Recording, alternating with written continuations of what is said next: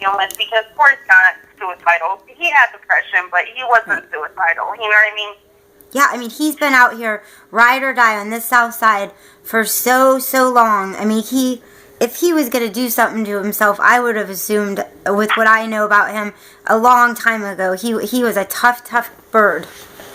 Yeah, like, something's not right. That's the only thing that I feel. Like, I don't believe that, I think maybe he tried or something, you know what I mean? But I don't think it was meant to, I don't know. Do you think he could have been bullied to the point where he got depressed in there? I mean, yeah, that's what I'm thinking, because I know that that's his lifestyle, you know? Right. And I'm okay with it, but a lot of people aren't.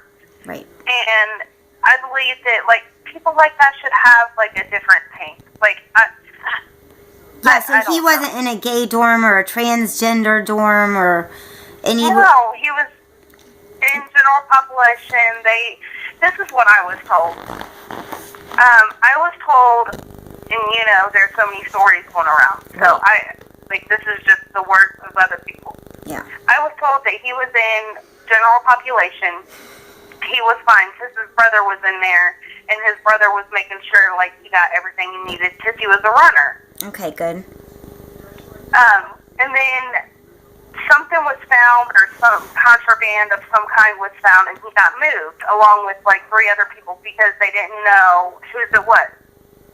So I guess from there, he may have gotten moved to medical. Well, then he got moved from medical into an ISO tank, which is by itself. Right. But I don't know why they would move him so many times when he was okay. Like, yes, I understand that they found the contraband or whatever, but my thing is he just, I don't know. I think that, like, he was getting bullied by the officers or somebody that was in there because of how he was. Because there was nothing, like, he called his mom that day, and she's got a voicemail on her phone. His last words to her was, he was okay. And that was from isolation, like his hour out of the tank, or was he in the main dorm? I don't know. Like, I honestly don't know. The only thing I know is that he had called his mom that day and was like, hey, Mom, you know, this is Lori, I want to talk to you, love you, bye. Like, he didn't sound depressed, he didn't sound upset, he didn't, nothing. So that's another reason why I'm thinking, like, somebody said something, somebody was bullying it, something happened for him to go as far as doing that. And then go ahead. I had a friend that just got out of the workhouse. Yeah. And the word in there, like I said, this is not something that I trust completely or whatever. Right. But they had told me that there's 6 towel racks in the dorm, and he tied his ankles off to the first, the very first one. I'm sorry. And then he, like, did a sit-up to wrap his neck up, and then he let himself go. But my thing is in isolation, there's nothing that's more than a foot off the ground. No, there's not. Even the beds are on the ground. I have a picture of the isolation tanks, and I've been in them when I was on suicide watch, and we did not have a towel rack. That's in the main dorm. They have towel racks where everybody hangs their clothes after they wash them in the toilet. But there's nothing like that. I don't understand. How could he, even if that's what he did, I'm sorry, even if that's what he did, he would have been able to get up. He would have been able to take it off. Because the scratch marks that was on his neck, it was so deep, like, it was horrible. Like, he tried after the fact, whether he did it himself, he still tried to get it off from him. Right. You can tell. You could tell. Like, he was, and on his hands was all bruised up, and it looked like he had been fighting. it just, something happened for him to have to do this to himself, or I believe that somebody did something to him. I don't know. It's just, in my heart, that's not Tory. Like, regardless of how his life was, he was okay with it. I know. He was comfortable in his own skin, and to me, he was a woman, in a man's body, but with a woman's heart and soul, and I know he donated his kidneys and his liver. Yeah. So he saved 2 lives. And like I told your sister, I feel that I've been fighting. He saved 3. He saved 3 lives? 3 lives. He's going to be on the wall at Grant Hospital. He is? Yeah, he gave both his kidneys and his liver. He saved 3 lives. Okay. And they would have been able to give his heart, but they didn't have enough time to prepare before his mom pulled the plug on it. Well, he went out, in glory, and, He did, and I was so always worried about him. But, this is what he's done to save others' lives is just unbelievably a way to flip the script on that jail. And, he won. He's won. And like I told your sister, I feel that the only way to fight this is not to become the monster that we hate, but to fight it with love and advocate to that jail for more programming. We need programming. We need a Vivitrol program in that jail to help the addicts, the sick addicts, because it's a detox, the only place they can detox. There's no other place. There's nowhere for sick addicts to detox, so we can get them on the Vivitrol shot while they're there.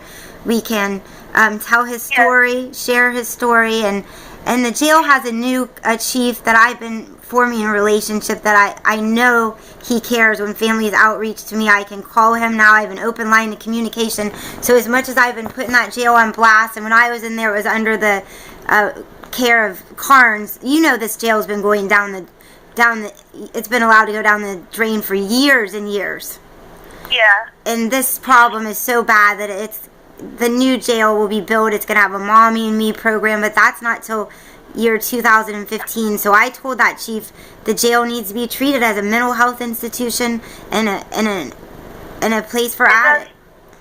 It does, because that's what our world is coming to. That's because we've decided to be tough on crime and treat addiction and mental illness as a crime instead of helping it. And it's become, our prison population is out of control. It's a money maker. It's pathetic. And we're going to flip the script on it. It's all coming to the light. And I'm, God, so awfully sorry for your loss. And I know the funeral's tomorrow. Yeah. The Southside kids all know. They're all aware. We're very much used to seeing Tori, around here. And, she did bring light into my world. Like I said, she protected me at times at my place, and even with his addiction, he was amazing. Yeah, he was amazing. He was good heart. He talked about his family all the time to me. He never said an unkind word about his family. I wish I could remember all the stories that he had told me. But I could tell you some stories, girl. Because he's my stepbrother. My dad and his mom was together for a while. And he used to, this is before, he really came out that he was gay or anything. He used to pull his underwear up his butt crack. And he'd act like Sable off wrestling. Right. And he'd come down to our music. He always had all the music CDs to all the wrestlers and everything. Yeah. And he'd come down and he'd snap his whip. And it was just, that's the only thing I can remember. That's my Corey. Well, I don't know him as Tori as well as everybody else does. I know him as Corey. Right. Because, when the addiction and everything kicked in, I stepped back. But what I do have in my heart for him is hilarious. Me too. And all my friends do. I mean, I even have to admit, he was, like I told you, he was yelling at that man, and I was saying, stand your ground with your men like Tori does. She doesn't take any hell.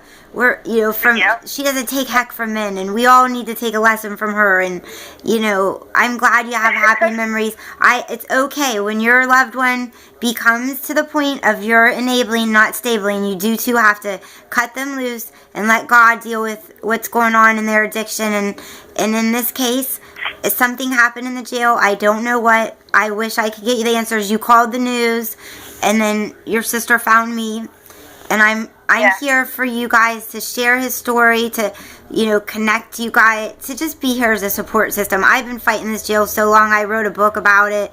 It was under the care of the Carnes, like I said, but the sheriff now, he needs to do something, and he wants to be mayor, so I feel he's willing to step up to the plate. He's let me connect with his Chief Stobart, who is more newly appointed and ready to take action, and I'm so sorry for you and your loss. Thank you. I'm just proud of you for being his voice and telling his story, because I know that's what he needs you to do.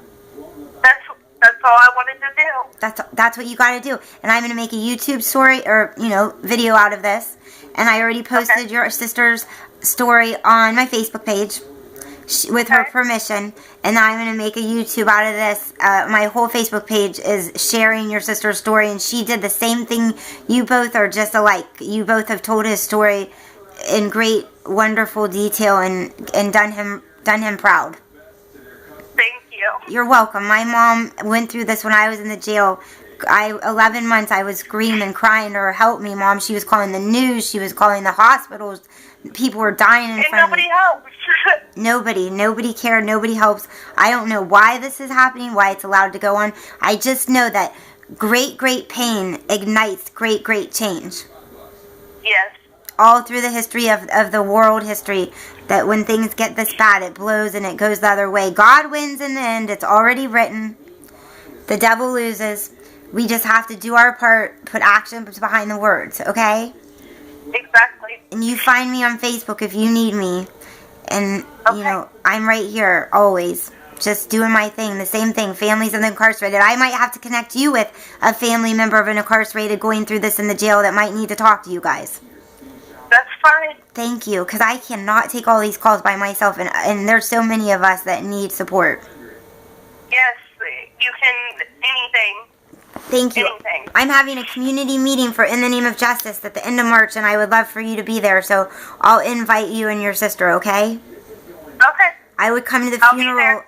I would come to that funeral tomorrow if I could, but I have a lot of reach out. I even do human trafficking, and it's just a lot of stuff.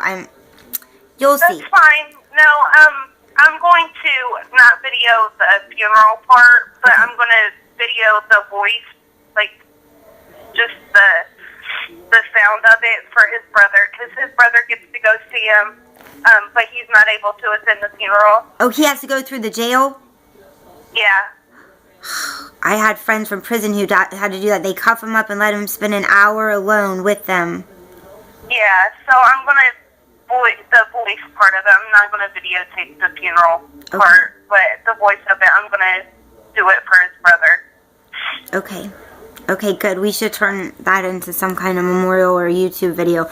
Okay. Well, he was so flamboyant, so outgoing. I know he wouldn't mind us sharing his life and his death and how he saved other lives through it. Right. He'd love it, actually, the attention. Yeah, he would love it. He's attention-seeking just like me.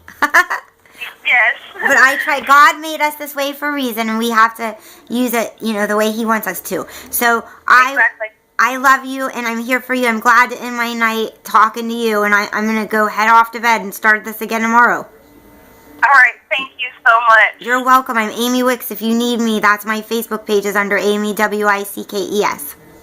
Okay. Okay, honey bunny. Thank you. Thank you for your positive attitude. You're welcome. Bye. Okay, good night.